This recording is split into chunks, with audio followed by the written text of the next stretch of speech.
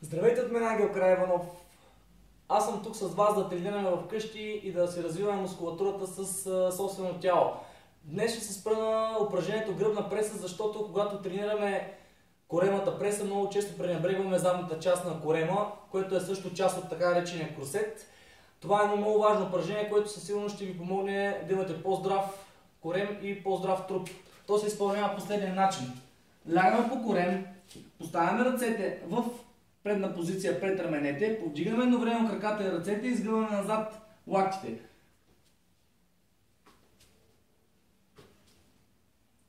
Това е едно упражнение, което много хора пренебрегват, но то е задължително, за да може да се чувствате добре, да бъдете изправени, да имате стегнато дупе и добра връзка между дупето, кръста и гърба.